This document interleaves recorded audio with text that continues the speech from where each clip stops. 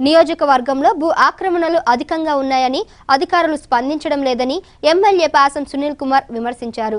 గూడూరులోని R&B అతిథి గృహంలో ఏర్పాటు చేసిన మీడియా సమావేశంలో ఆయన మాట్లాడుతూ కోట వాకాడు మండలాల నుండి గ్రావెల్ను అక్రమంగా తరలిస్తున్నారని వివరించారు.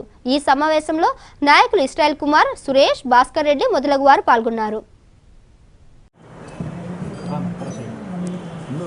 గవర్నమెంట్ భూములు ఎక్కడెక్కడ అన్యాక్రాంతమై ఉన్నాయి, ఎవరి చేతుల్లో ఉన్నాయి, దానికి సంబంధించిన బ్రీఫ్గా ఒక నోట్ ఇవ్వమని చెప్తే ఇప్పుడు దాకా కూడా ఒక్క ఎంఆర్ఓ ఇచ్చిన దాఖలాలు లేవు. 222 ఎకరాల ప్రభుత్వ భూమిలో పామంజిలో రొయ్యల గుంటలు వేసుకుని రొయ్యల గుంటలు తవ్వి వడ్డీ వసూలు చేసుకుంటున్నారు భూస్వాములు. ఎంత అన్యాయం చూడండి. ఇరిగేషన్ వాళ్ళకి కూడా తెలుసు, అయినా ఎందుకు గమనం అర్థం కాని పరిస్థితి. ఎన్నో సంవత్సరాలు, దాదాపు 10-15 సంవత్సరాలు జరుగుతుంది ఈ తంతు. కాబట్టి దీనిపైన కూడా తక్షణం యాక్షన్ తీసుకోవాలా. దీనిపైన కూడా సబ్ కలెక్టర్ గారికి, డిస్ట్రిక్ట్ కలెక్టర్ గారికి కూడా లెటర్లు పెట్టబోతున్నాను. అలాగే వాకాడు మండలంలో పోతేటిపాలెం, జమీన్ కొత్తపాలెం పంచాయతీలో ఒక ప్రైవేట్ కంపెనీ ఉంది. అది మరో చెరువు భూమిని ఆక్యుపై చేసి 8 ఎకరాలు భూమిని ఆక్యుపై చేసి కాంపౌండ్ కట్టేసి ఉంది.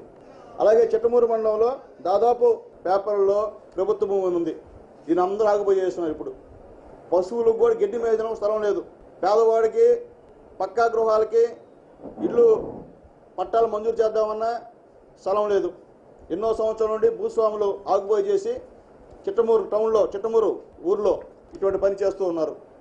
దాదాపు 400-500 ఎకరాలు అక్రమ గ్రావెల్ రాత్రుల్లో పర్మిట్ లేకుండా తోలుతున్నారు. ప్రభుత్వ స్థలంలో నుంచి ఈ గ్రావెల్ రాజపూడి తరలిస్తూ కొన్ని కోట్లు అర్థిస్తున్నారు. పేదవాళ్ళ భూమిని ఎవరు ఆక్యుపై చేస్తుంటే గౌరవంగా పేదవాడికి ఇచ్చేయండి అని చెప్పా.